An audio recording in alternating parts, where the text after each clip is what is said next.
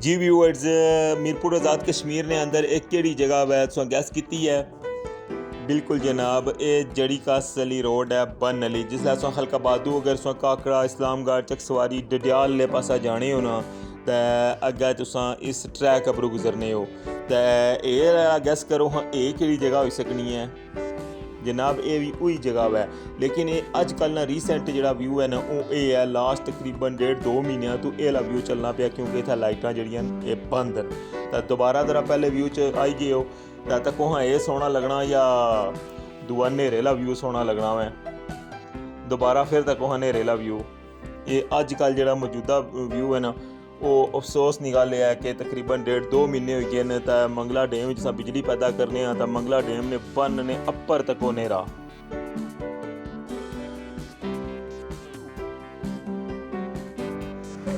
बिस्मिल्लाहिर्रहमानिर्रहीम, अस्सलाम वालेकुम। क्या हाल है सोना? ठीक ठाक हो? बल हो? उम्मीद करना कि तुसा सारे बल हो सो ते अल्लाह ताला ने हिफ्ज़ो अमान च सो। तुसा तक्की रहो माड़ा YouTube channel AK2PK vlog Qasim Irfan नाल।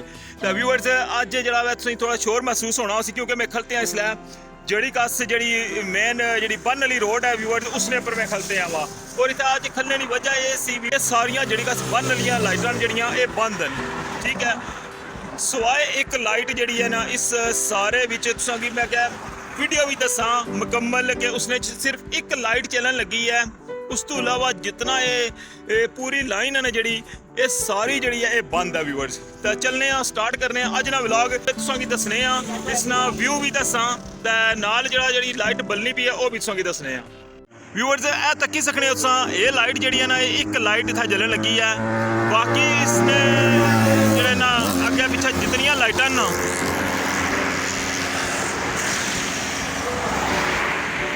ये तक्की सकने हो कि अग्गें जितनियां लाइटां लगियां ना एह् सारियां लाइटां बंद न सवाए एक लाइट तो।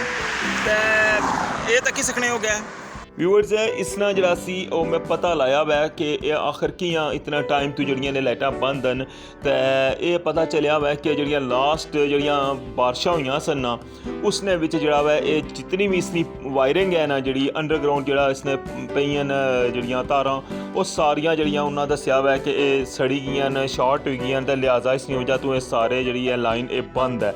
ते साढ़ी जेह्ड़ी ऐ ओह् स्पैशली माड़ी जेह्ड़ी अपील है ते जेह्ड़ी इंतजामिया साढ़ी मीरपुर आज़ाद कश्मीर नी ते या जिन्ना बंदे ने कंट्रोल या इन्होंने अंडर एह् अशना में जेह्ड़ा कम्म कि जितना जल्दी होई सकना मैं ते इन्ना तारां नी जेह्ड़ा वै ओह् मंजूरी दित्ती जाए।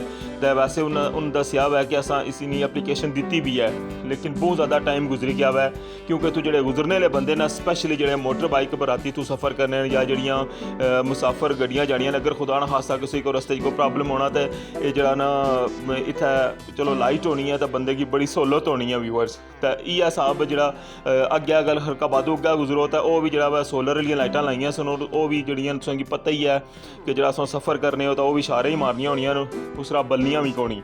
ते इ'यै स्हाब जेह्ड़ा वै अगर तुस चित्रपड़ी आह्ले पास्सै वुच्छने हो तो उद्धर भी इ'यै स्हाब है। ते इक इ'यै लाइटां सन जेह्ड़ियां ओह् बिजली पर चलनियां सन ते बहुत सोहनियां लगनियां सन बहुत रौनक सी इत्थूं जेह्ड़ा बंदा गुजरना सी इसकी इंजॉय करना सी साढ़े जेह्ड़े ओवरसीज अशने सन ओह् भी इसकी माशाल्लाह बहुत पसंद करने सन। लेकिन हून तुस तक्की सकने हो कि इसदा व्यू क्या है। ते दूआ व्यू भी मैं तुसां गी दस्सेआ वै ते लिहाजा जेह्ड़ा वै मैं उम्मीद करना कि जितना जल्दी होई सकसी ते एह् जेह्ड़ा इसना सिस्टम है उसी सैट करसन ताकि दोबारा तो जेह्ड़ी है ना एह् रौनक जेह्ड़ी है जेह्ड़ी कस इस रोडै नी ओह् बहाल होई जाए। ते तुसां सारेआं दा बहुत बहुत शुक्रिया। ते इस्सै नाल जेह्ड़ा वै अज्ज ने व्लॉग तो मैं इजाज़त चाह्सां ते मैं इत्थूं सफ़र करी रेहा सां ते मैं क्या कि'यां ना इसने बारे च पुच्छेआ जाए ते इसने पर आवाज़ उठाई जाए कि कितना टाइम होई गया वै एह् बंद है। ते होर भी 1-2 बंदे उत्थै मिले न उन्ना भी इ'यै गल्ल आखी है कि असां गी इत्थूं गुजरना बड़ा अजीब जेहा लग्गना रात ने टाइम।